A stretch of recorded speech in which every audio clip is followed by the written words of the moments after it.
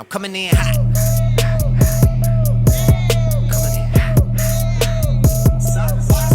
Shoot that. Hey, why not? Yeah, coming in hot. Coming in hot. Just like the vehicle.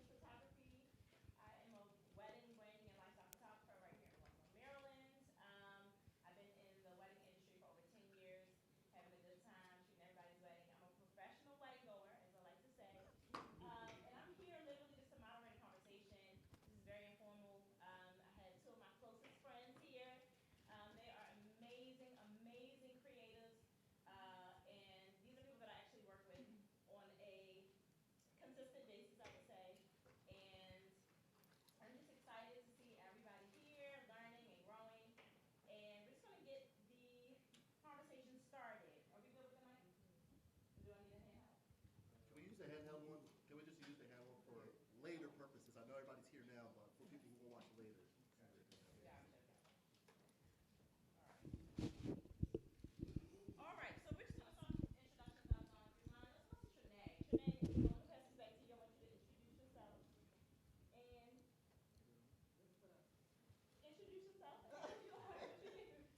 Hey guys, can y'all hear me? Is the mic on? It's on. No, it's on. This thing turned up.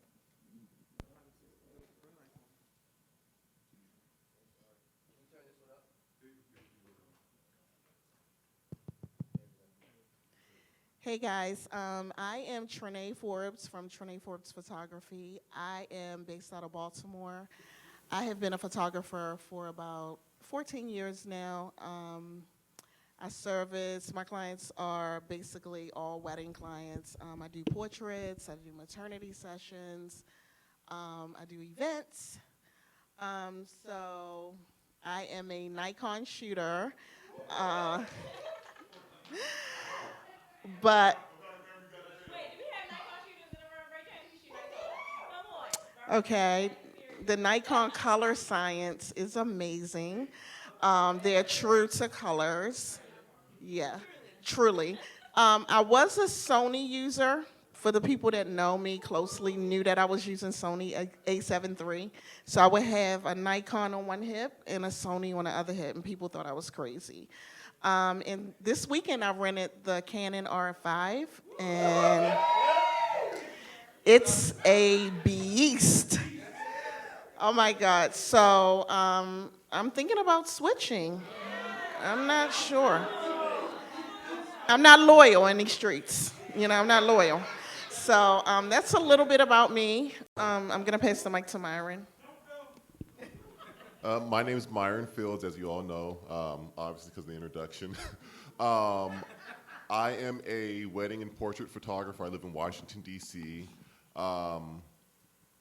Photography is my newest introduction to the arts. Prior to photography, I was a musician. I, in high school, played tenor saxophone, cello. I picked up piano. I played piano for about 20 years. In college, I played tenor acoustic guitar. So the arts have been a part of my life for a long time.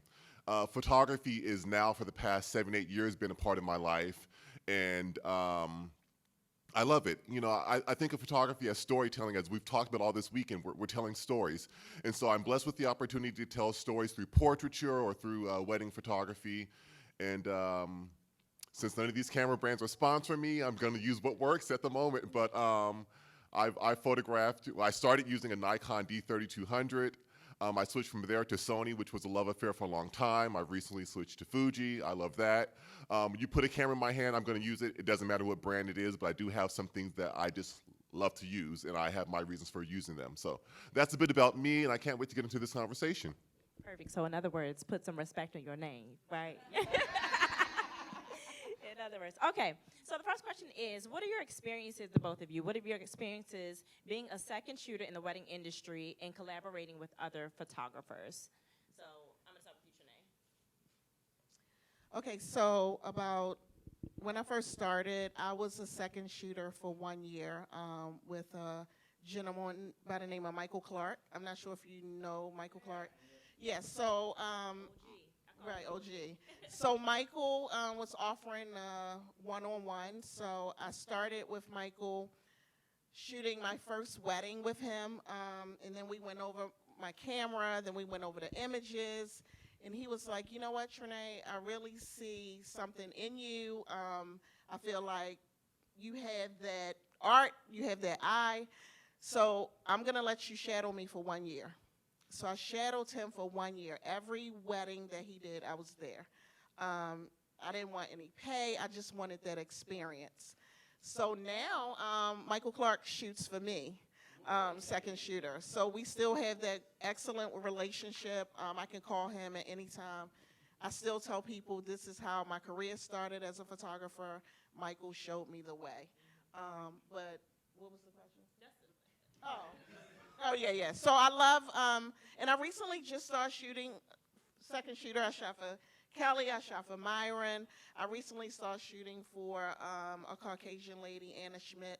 She's well known in the DMV for a lot of luxury weddings, and I like the experience, just watching other people, you know, how they work, and just, because I'm always a primary shooter, so, you know, being a second shooter, you learn different things, and you get to meet different people.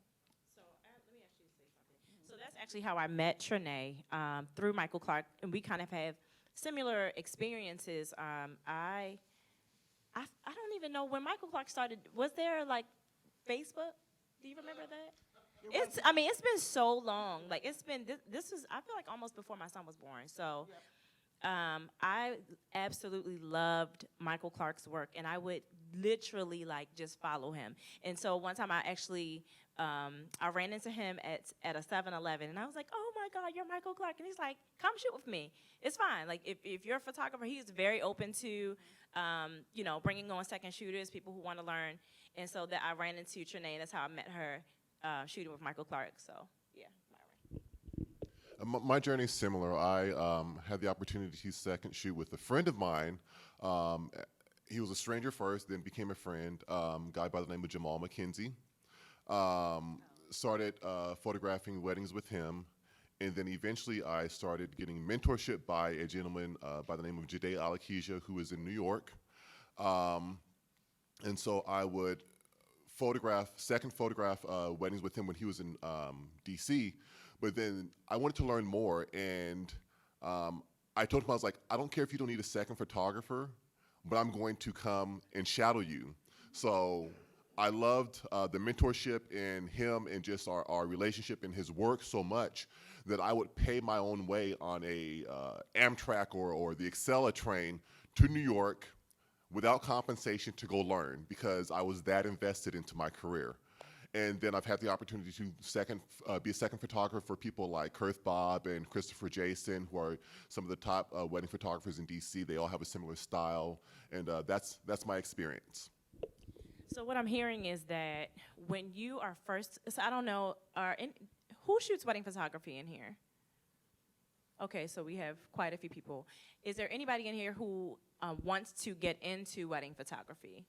Okay, so what I'm hearing is that when you are looking to get into the wedding industry, sometimes you have to go and carry a bag or carry a light just to get in the room, just to learn some of the fundamentals of shooting weddings and how much work it takes and what you need to know to be on your own. So that's good. So let's go ahead and move on to the next question. Okay, so why is it important for you to have a second photographer on your wedding day? So you all are main shooters. So why is it important to you, or why is it a necessity for you to have a second person? So for me, having a second photographer allows me to focus on my bride. My second shooter is always with the groom, and to be able to tell that story from both sides. Because, you know, when you're making the album and things like that, you want to have both of those photos come together to start the story. So, and then the second shooter for me, also, when I'm tired, they step in. Like I said, I've been shooting for Anna, and I noticed that Anna, she has me doing a lot. And when I've worked with Myron or Kelly or whatever, they're still there. But when I work with Anna, she's basically trusted me with her clients, like, you know, hey, I need you to shoot the bride while I'm shooting flat lay. So it's very important to have a second shooter. I used to shoot alone for about 7 years, but you need help.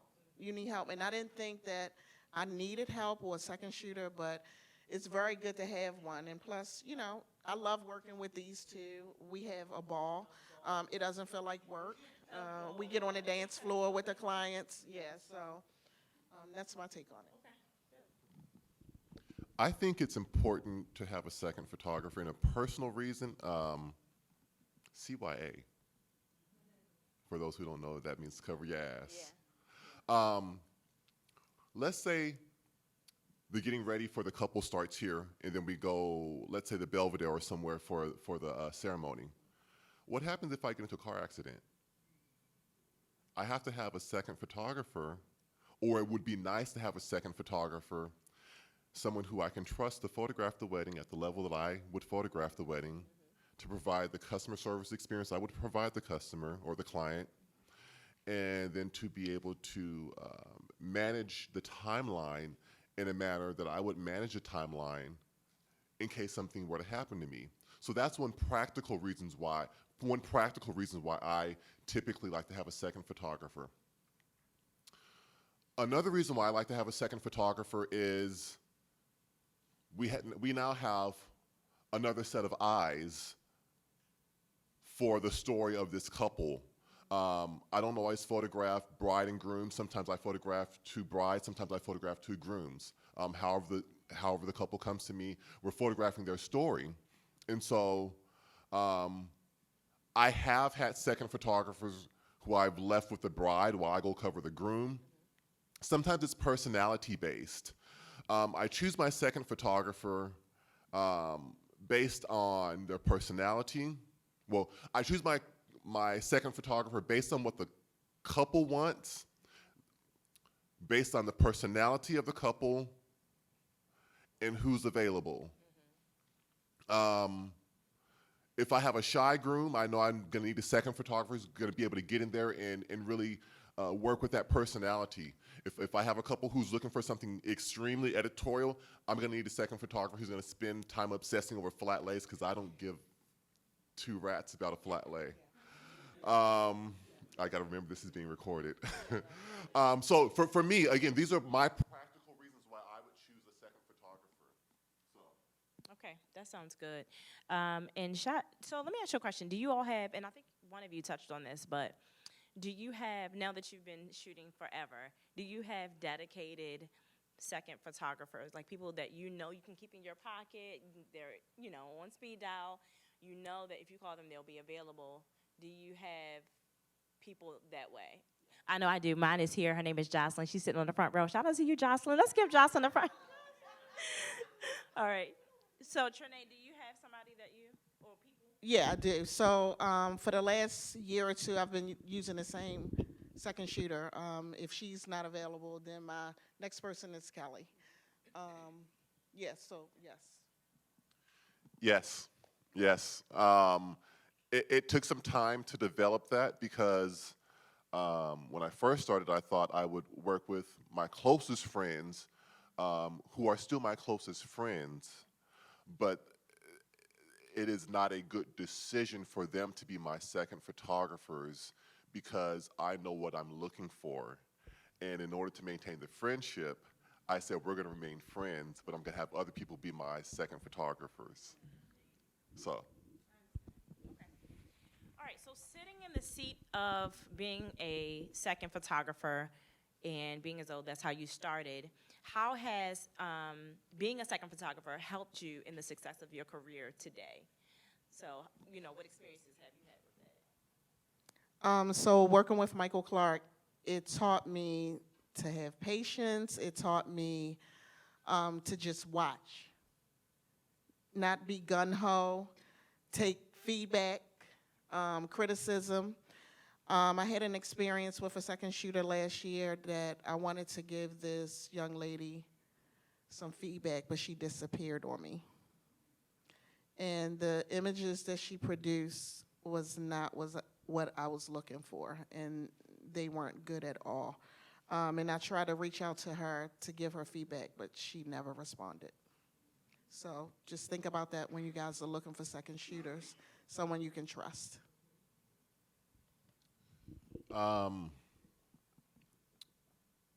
Being a second photographer has helped me hire second photographers or to relate to them or to have empathy for them, especially if they're newer. Being a second photographer has helped me as a main photographer because I understand the role. Being a second photographer and now as a main photographer, it has helped me to understand how to serve. I think the primary thing that I'm looking for in a second photographer is someone who has the ability to serve and doesn't have the motive of, because my Instagram has three inboxes. It's the primary, I think, general, and then request. I have at least 12 requests from newer photographers who I really admire, but their DMs to me are, I'm looking to build my portfolio. Can I come second shoot for you? And eventually I'll answer those, but it's the, I'm looking to build my portfolio. Can I come second shoot for you? That's so bothersome for me. But being a second photographer, I do understand where they're coming from, and so I will get around to answering that or building some type of content or something around that.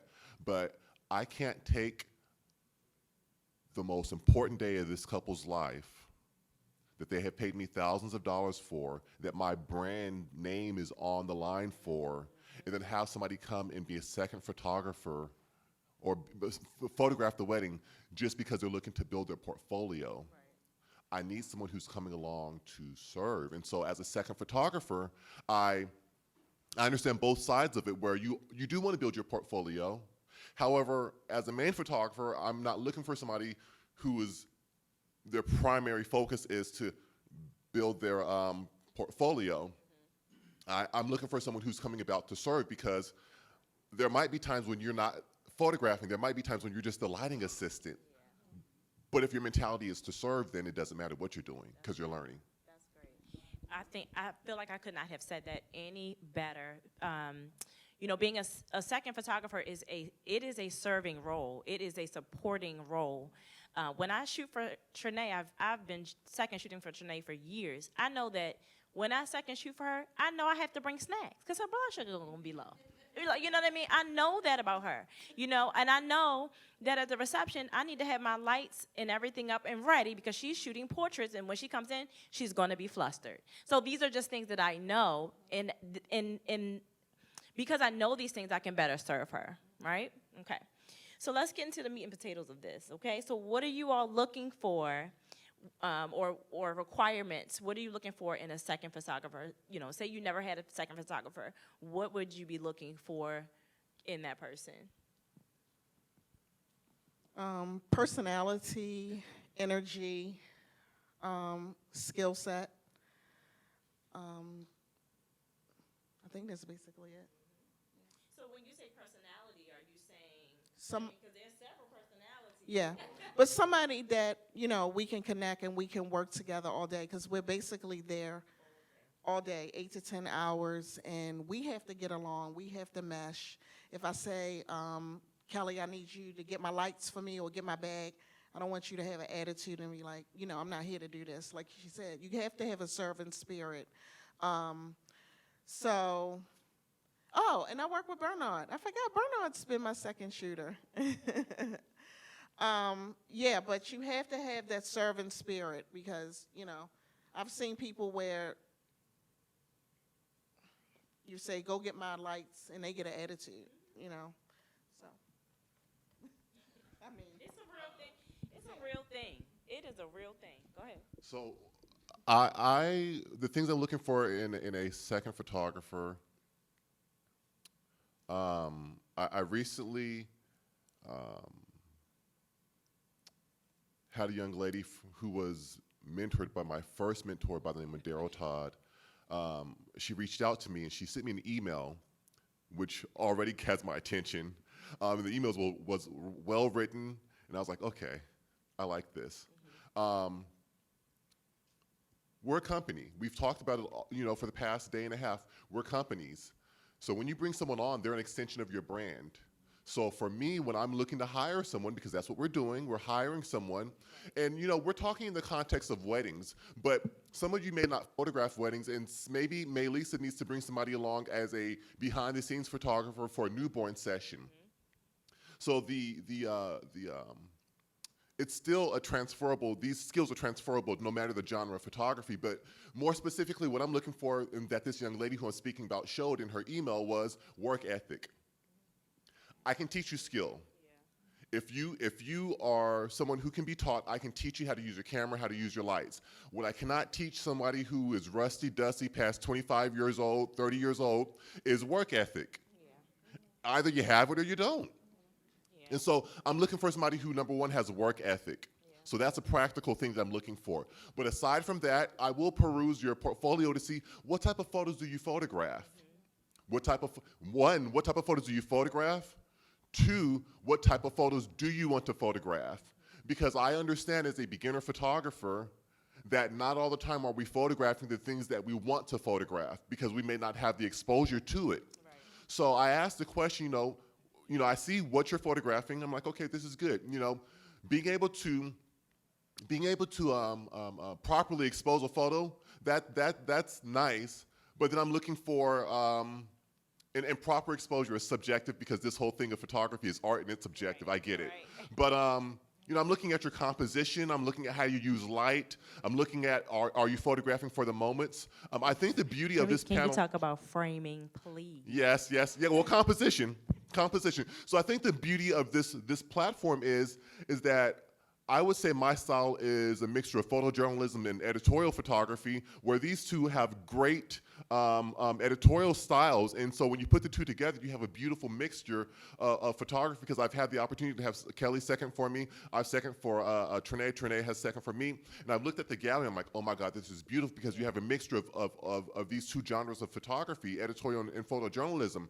And so what I'm looking for in a second photographer is somebody who, again, has work ethic, who is teachable, but then also it's a plus, especially depending on the type of wedding that I'm looking to hire this person for, is, let's say, it's a higher end wedding. This couple has a lot of investment into this wedding. I'm looking for somebody who's a storyteller. So I'm looking for somebody who has more of a photojournalistic perspective. Again, but that's the way I like to tell stories. That's how I approach my wedding day. So those are things I'm looking for in second photographers. Yeah. So finding somebody who has a similar style to you, and for me, being teachable, what you said, that is number one. If you are teachable, you can learn anything. When Jocelyn started with me, she was not a photographer. I taught Jocelyn everything I know, and now she's seconds for me. So being teachable is key. It's number one, because you can learn, but also, yes, finding somebody who kind of has the same eye as you is helpful. So. Very good stuff. Good stuff. Okay. Quick question for you on. Well, we already talked about the prerequisites for having a second shooter, as far as skill level. So we'll kind of skip over that and go to compensation. So, when is a good time to establish compensation with your second shooter? Is that something that the second shooter tells you how much they want to be paid, or is it something that you tell them how much you're willing to pay? Is there a right? Is there a wrong? And the crowd goes, ooh. Let me make sure these lights aren't blinding me, because I got a story to tell y'all. Just got to make sure we have the audience clear on that side. Mari, you can take it. You can go ahead. I needed a second photographer recently for a wedding. And someone who I had worked with had come to mind. And the young lady's skill set is being developed, even as mine is as well. Well, even as mine is. But the young lady who I reached out to, I told her, I need you for this many hours. She said, okay, I'm available. And I told her, okay, the rate is X.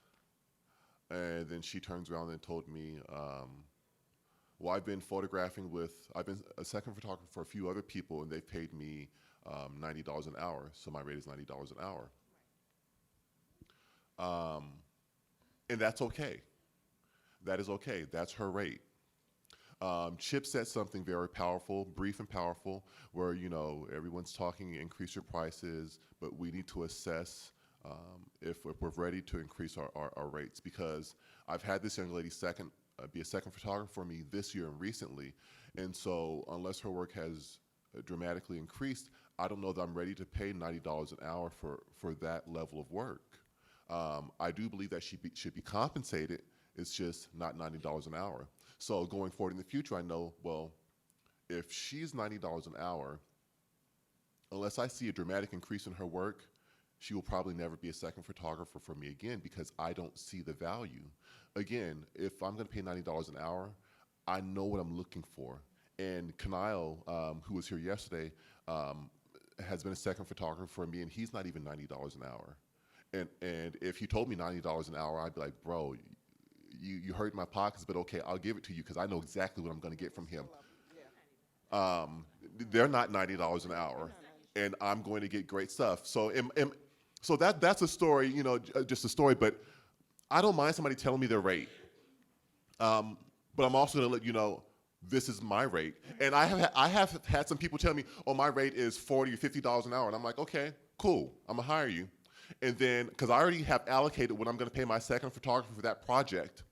And when they tell me, you know, it's 10 hours and you only want $40 an hour, and I turn around and pay them twice that, they're like, well, what's this? I'm like, that's a tip, and also you might want to consider increasing your rates. My thing is, I like to be paid, so I'm gonna pay people, but if it's outside of the budget, the math ain't mathing, then nah, it's just not gonna work. So I don't mind someone telling me their rate, but I also have a rate that I'm going to pay for that particular project. And there's few times I'm willing to increase the budget, because there's just no need to, in my opinion. Yeah, no, that's great. Trinae, when do you think is an appropriate time to discuss compensation? Well, compensation for me, I normally get the second shooter rate, what they're gonna charge me, and then if it's feasible, then yeah. But typically, it's about $75 an hour for my second shooter rate. So. Okay, that's good. Wait, you didn't pay me not $75 an hour. Uh-oh. I think for me, and this is just really recently, within the last couple of years, where I had to really take a hard look at my pricing and really incorporate a fair rate for a second shooter, and like just incorporate it into my pricing. And what I pay a second shooter is also how much I charge to second shoot people, just to keep it simple, and it's worked out just fine. So that's just a little tidbit. But I think having a candid conversation about compensation up front is ideal. I mean, you don't want to find somebody who you like, and like say I want to say, hey, Melissa, can you second shoot for me? And you know I love you, Melissa, and I love your work. I love everything about you. And then you tell me I charge $190.11 for second shooter, and now I can't afford you. So having that conversation and not being afraid to have that conversation up front is key. So, all right, so let's move on to protocol. What do you expect not even what to wear, but yes, we can talk about what to wear, but how do you expect your second shooters, to show up and represent on the day of your weddings? And when do you have that conversation? Do you put it in writing? Do you just let them know, hey, this is what it is? How do you handle that? And Trinae has been burned a few times, so I'm gonna let her take it away. At the end of the day, it's your brand. So you want people to represent you and your brand. I recently had a videographer come to work, and this wedding was very high end, and he had on shorts and a t-shirt and some socks and some sneakers. And everybody was wondering who he was. I was like, oh, that's my videographer. So I had to pull him along the side, and I said, you're dressed inappropriately. This is a wedding. This is somebody's wedding. So I expect people to wear black. If you don't have black, go get a pair of black dress pants and a black shirt. That's the only black you have. You wear that black as a vendor to represent not only yourself, but who you're working for. Don't come in jeans and a graphic t-shirt. No, no, no. We are professionals. People pay a lot of money to us as their clients. I mean, a lot of money. So I don't, go ahead. Do you adjust the dress code for the type of wedding, number one, No, and the time of the year? I don't. Because like, if the wedding's like outside, in August, July, wearing like a long sleeve black shirt, You don't have to wear long sleeve. You can find a nice black polo shirt. And some nice slacks. Shoes polished. These people are coming in gowns. Yeah. So I buy a lot of black dresses. I wear in the summer and in the winter. I always make sure that I do my makeup. You know, I'm representing my company. So when you come somewhere and you don't look apart, it's just, So let me say this. So like what Myron is wearing right now, if that was all black, that would be acceptable in the summertime. He has a nice button up. You know, he looks clean. He looks, you know, clean cut. That would be acceptable as long as it's, you know, black. That is, I mean, black is the standard in this industry for the most part. So. And I used to do landscaping, and we wore, it wasn't necessarily always black, but we wore top to bottom long sleeves and long pants in the dead of summer. So, and that was for landscaping. Right. So, granted, it was more protected, but I'm saying, like, if we can do landscaping and Yeah. long sleeves and stuff, y'all can show up too, okay? For sure.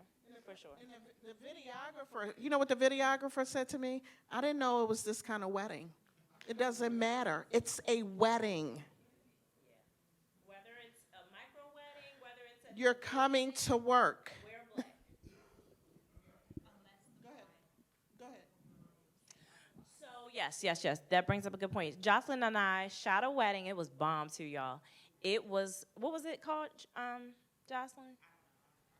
So it was a melanin themed wedding. So we had to wear shades of brown. That is fine. That's acceptable. But your normal wedding, you wear black, and that's that.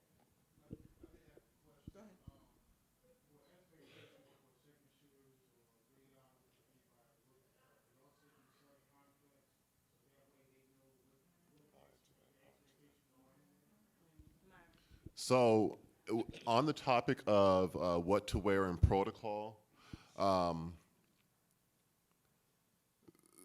if Jamal or Raj were my second photographer, or these two, I don't need to send them a what to wear and how to conduct themselves because I know how they conduct their own individual brands. However, in the rare event that I do hire someone who I don't know, I have a contract in place that states what your compensation is, what you are to wear, how many hours I need you, what permission you have to use your images, and how you should conduct yourself. Aside from what to wear, that second photographer who I hire is an extension of my brand. I am very laid back with a lot of my couples, but yet direct in order to handle business. I know what jokes to tell and what jokes not to tell. So I can't have a second photographer who's coming like Richard Pryor just all day, or for those who don't know Richard Pryor, because we got some mixed age groups, who's like Kevin Hart or somebody, like just cussing up a storm. It's like, yo, this ain't gonna work. Like, it's not gonna work. So personality and protocol mean a lot. I can't have somebody at a wedding, handing out their business cards. Like, that's just something that you don't do. However, it has to be taught, because as a rookie or as someone who has never experienced being a second photographer for a wedding, you don't know any better until you presented the analogy that it's like going to someone else's company and marketing your company. I mean, so I expect second photographers to make mistakes, because I've made mistakes. I mean, if you want to talk, I mean, it's probably not, it's not a topic or it's not a question, but I remember one wedding where I just totally bombed it. I mean, I got my, it was with Kurth Bob. He's a DC, Washington, DC photographer. And I just knew I bombed it. He had so much grace with me. After the end of the ceremony, I was like, these images are rubbish, but I didn't say rubbish, I said something else. I just knew within myself that it was not good. Yeah. And I took that same energy into a reception. So by the end of the day, I was already apologetic to him. He was like, bro, it's okay. It's okay. Later, we went over these images on a Zoom call, and I was receptive to, the information given me, but I mean, it was pure trash. Yeah. So having those experiences, I expect second photographers to be pure trash, but maybe the wedding day isn't the day that you should learn, but I mean, it's okay to make mistakes. I don't know. That's good. And for my main photographers in the room, what he just said about having grace, we're leaders in this room. We are leaders, so you do have to have grace for your second photographers, right? You have to allow people to make mistakes. You can't fire people. I mean, you can, but if you really like the person, give them a little bit of grace so they can learn. Now, if they're continually making mistakes over and over and over again, then yes, let's have a conversation.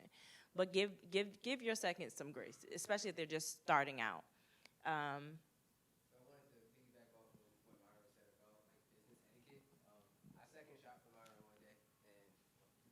So talking about business etiquette, I second shot for Myron one day, and we're leaving the wedding.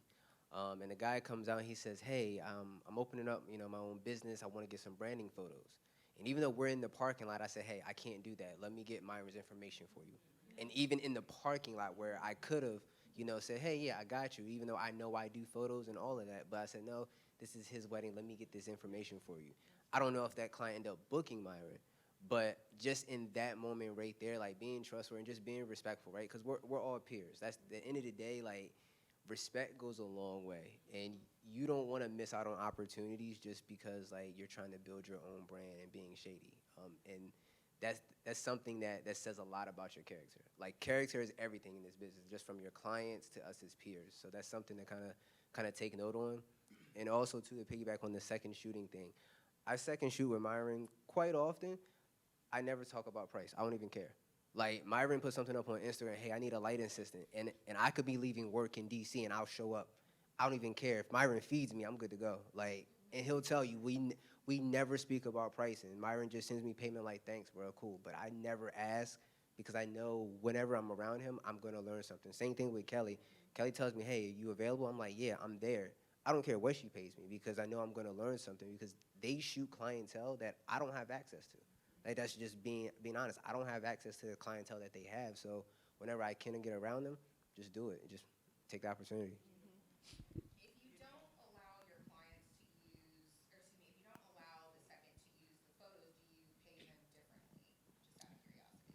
So for me, I have no problem letting my second use the images. I mean, yes, you're coming to get paid. Yes, you're coming to learn. But you're also there, to get images. So for me to say, no, you can't use those images because this was my wedding and my bride, it's fine. You know what I mean? When I go to post the images or if it gets, picked up somewhere, I'm going to give the person credit anyway so they can use the images. It's fine. So I don't run into that issue per se, but do y'all? Or do you have rules of when they can post versus? Yes, I do. Okay. I do, but but not a difference in pay, though. I don't want my second photographer going and I just photographed the wedding yesterday and this Negro out there posting photos like tomorrow. Like, no, you can't do that. So we talk about it.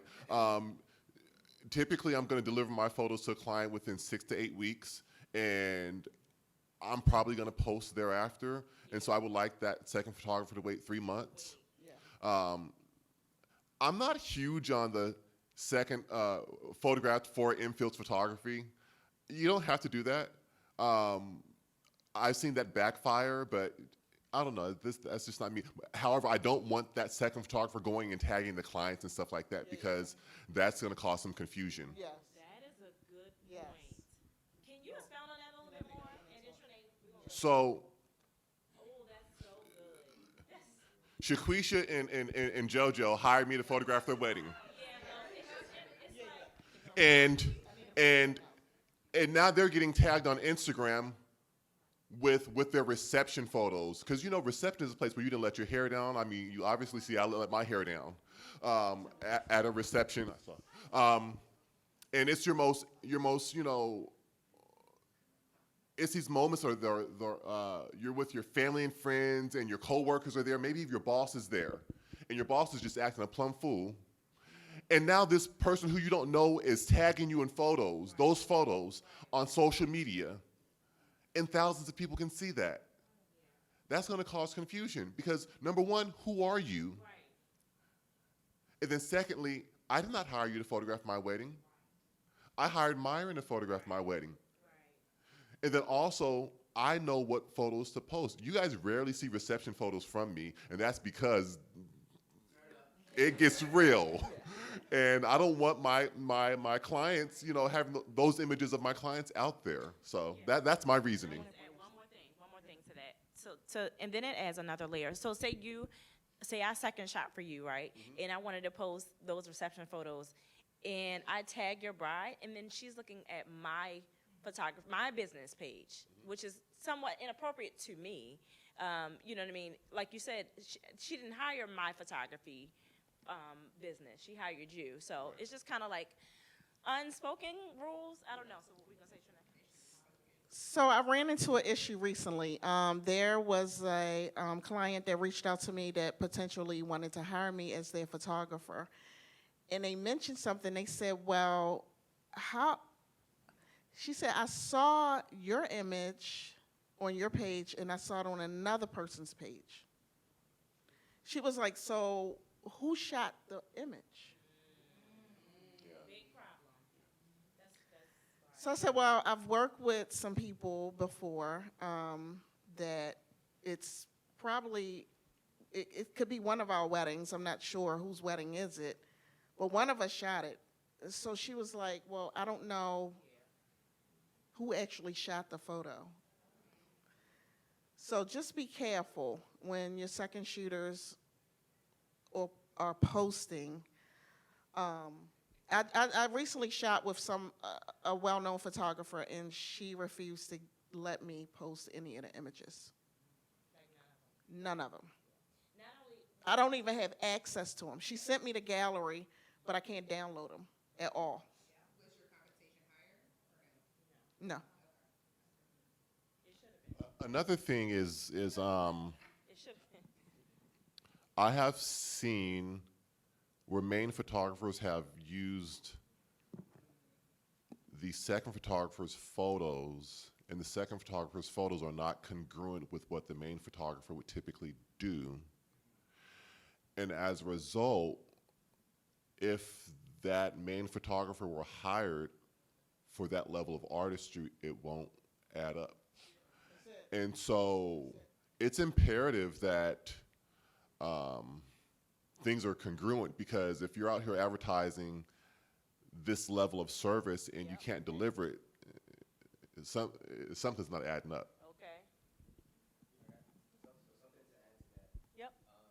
Especially for people like within this area, like in the DC region, right? Myself, RJ, a couple of us know, like we have security clearances, right? So some of the people that we photograph, their job, they don't have social media. They don't have access to the world like that. So when you post them, you may end up be putting them in danger, or your family in danger, or our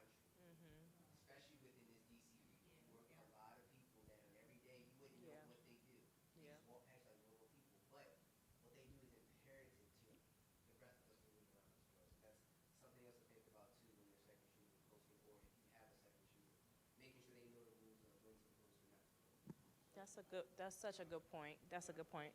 I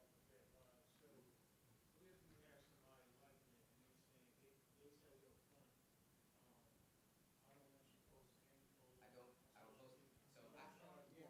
So here's the thing, right? I have a security clearance. Like what? So I have a security clearance, and like my job at the Pentagon is cool. I do AV stuff. My other job that I do, you guys would never know what I do, and it's imperative though that nobody really knows what I do. So when they say they don't want to post it, I'm perfectly fine with that, right?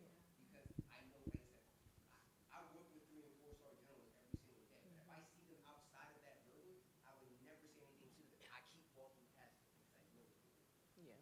Who cares, right? Now, at the same time, what you can do is, right, you don't post that gallery out. But when you have people come to you in your studio, you can show them then in a privacy because you know it doesn't get out.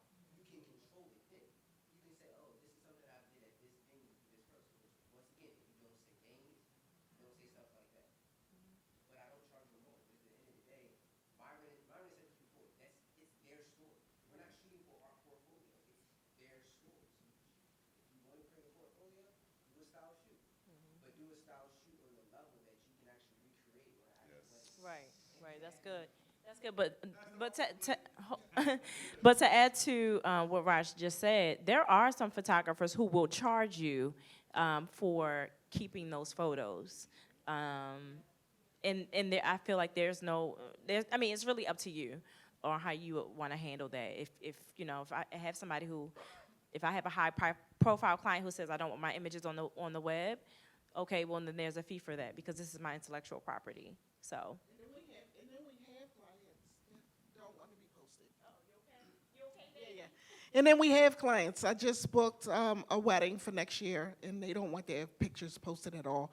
And I had to delete that from my contract, that none of their images will be out there because of the kind of work they do. Okay. We're gonna do Q&A at the end. Give me. Yeah. Okay. All right. So these last couple of questions are kind of really, really important. I want to touch on these. So when you bring on a second photographer, when is it a good time for that photographer to learn? Is that a good time, you know, wedding day, is that a good time to educate your client? Do you have time to sit there and show them, you know, okay, well, this is how you shoot details. This is how you shoot flat lays. This is how you shoot portraits. How do you all kind of navigate that? I got a second. I have a micro wedding today after I leave here, and a photographer who I've known for a long time is getting into weddings. I planned on doing this wedding by myself, but I was like, you know what? I have him come along.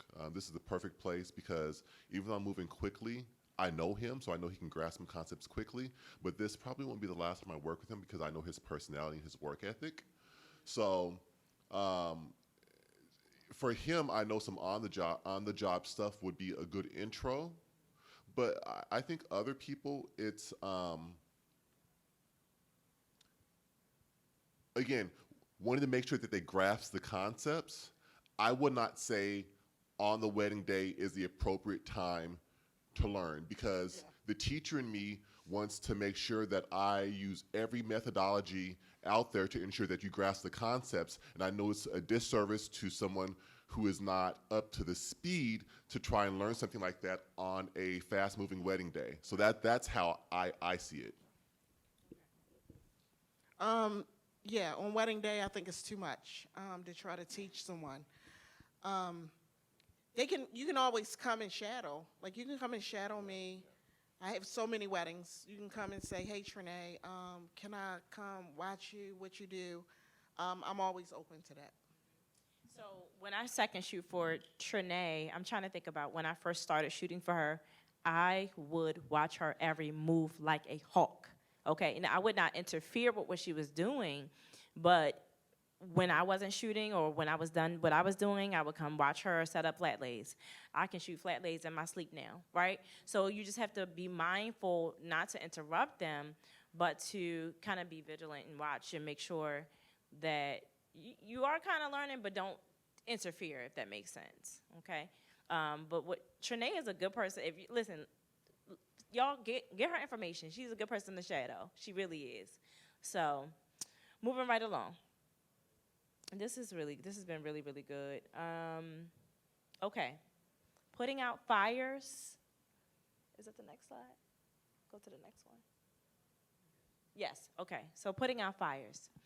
What do you do in the event of an emergency or, you know, I was joking with Myron yesterday. I said, what would you do, Myron, if you were about to shoot, the final kiss was coming up in like 5 minutes and your tummy starts to rumble? What do you do? And you just cannot control it.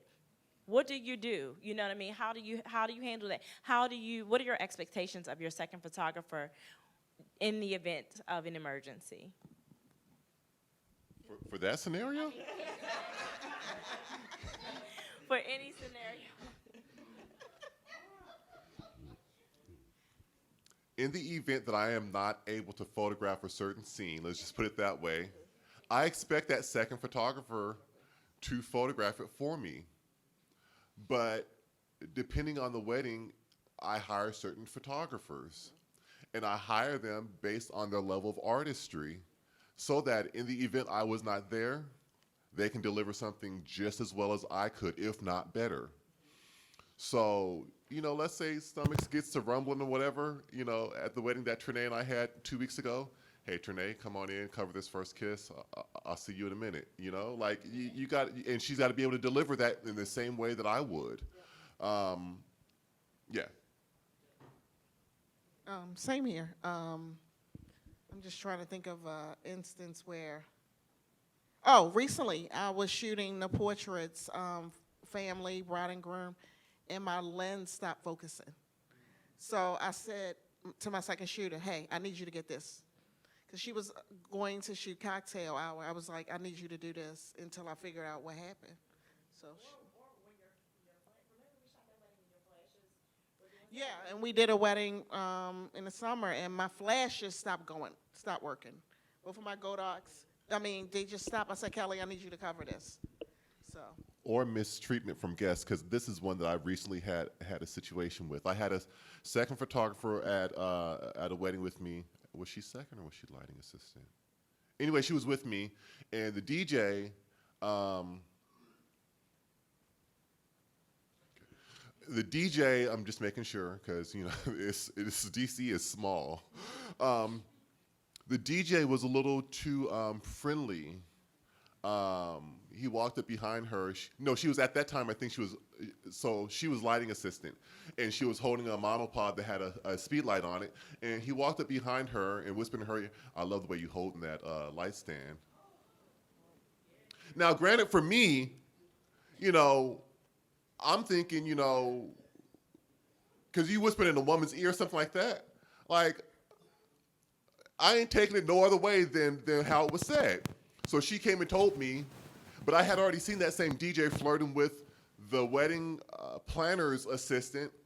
I was like, at first when I saw him flirting with the wedding planner's assistant, I'm like, oh, you know, he probably shouldn't be doing that because, you know, this is on the job, but, you know, if he finds her attractive, maybe he just needs to downplay it and just get her number and talk to her later.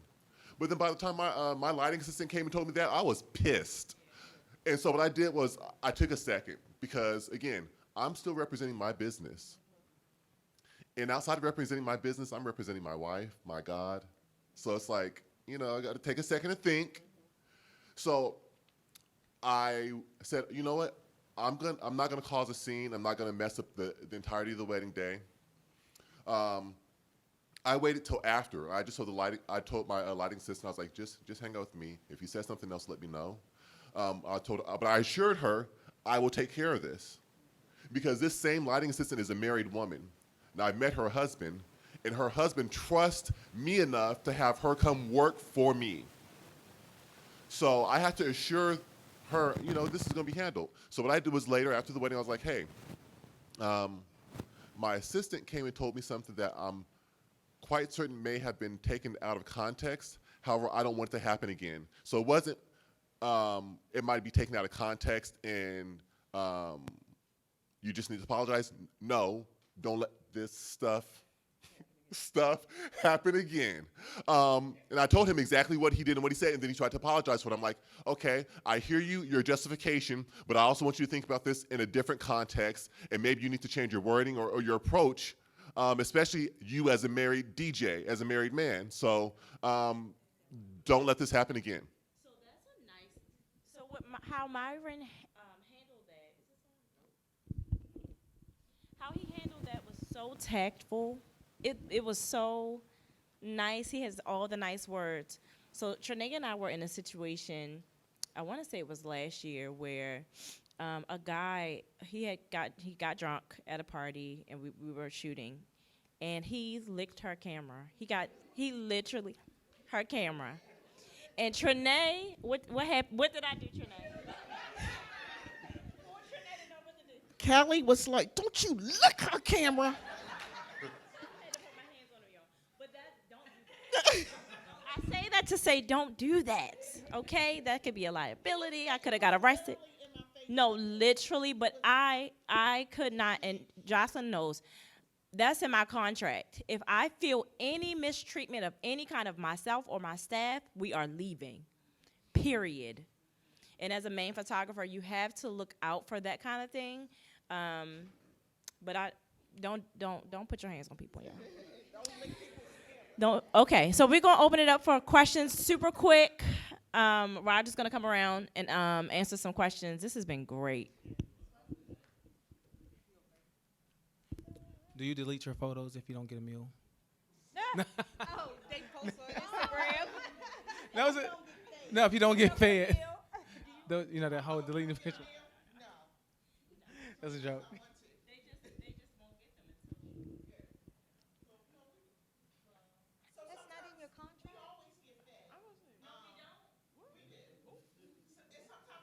not in your contract?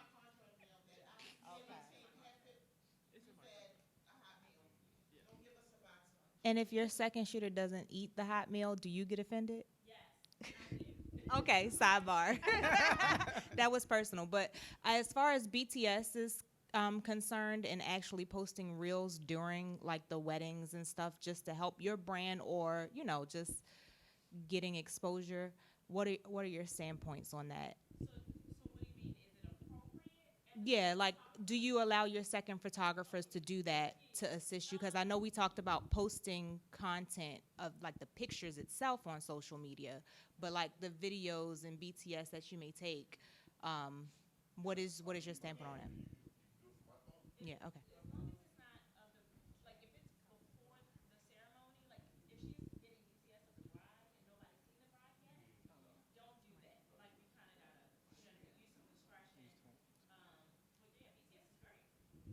I usually just take BTS and then I just send it. Like if I'm with Myron, I take it on my phone and I just send it to him. That's how I do it. So. How do you guys feel?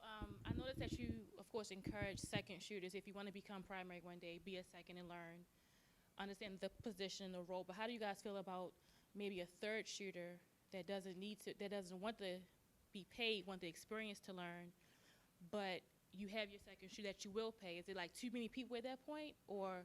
There's a role for you. Okay. Now, do you want to do the role?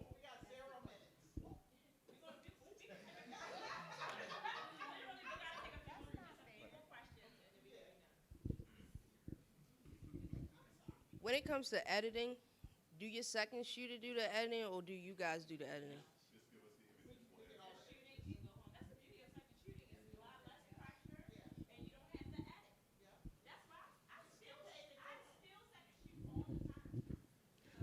Well, that was going to be my question. When you do second shoot, do you share those images, or do you, the panel, do you give them to the person you're working for? They all go to us. And y'all don't, like, when you were second shooter getting into the business, becoming a primary shooter, did you ever share those images to, like, as a second shooter? Did we share them where? Like, wherever, like, At an appropriate time. That appropriate time was within the confines that the primary shooter? Okay. But I used to, I try to make, so back in the day, I used to make albums with all the images that I did. Yeah, instead of having them out there in social proof, yeah, I would just. How soon do you book the second? When you find out our wedding? So immediately. So mine is immediately. So my second shooter is already on my books for next year. Yeah, immediately.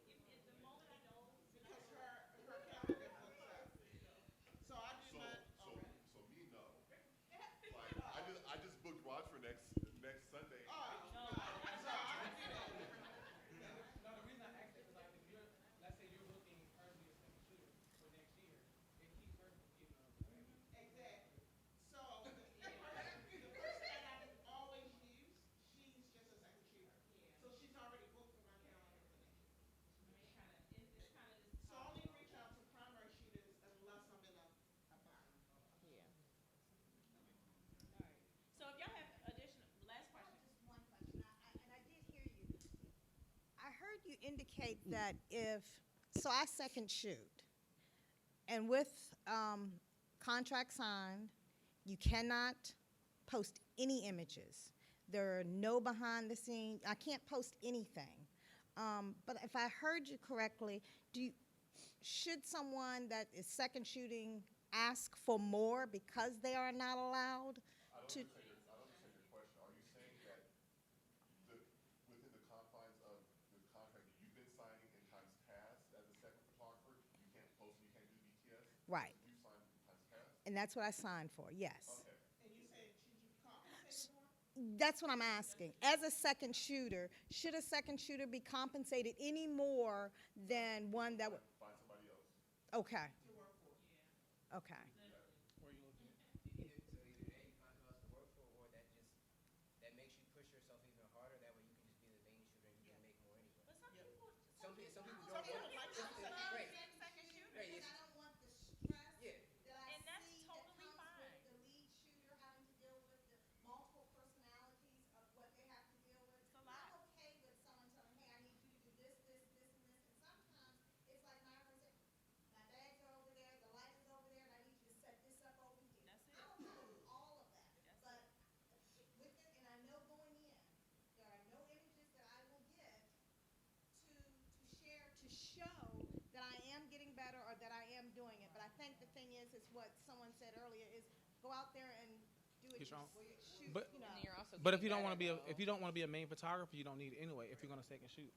Well, it's not that I don't want to be a main, even not being the main photographer. I just want someone to know that I can do the work and shows that I can, and, you know. So another thing, the second shooter that I work for, the primary shooter that I work for that wouldn't let me use the images, she gave me, so my camera has 2 slots. She gave me 2 cards for each of my camera. I was not able to use. She took the card. She took, Oh, yeah, she takes my card. so she takes your card. She gives me the cards with an envelope and at the Yeah. end of the evening. So then you she wouldn't opens get the the envelope images. and go back. So then you wouldn't, so that's the same thing that happened to me. Yes, she's very serious. It's for the experience then. But I'm okay. So if y'all have, we're here, and actually we are about to do a wedding photo walk right here. I think we're gonna start in this room, but we have time for more questions after this. But this has been an amazing talk. Give it up for Myron and Trinae. Y'all have been great. So.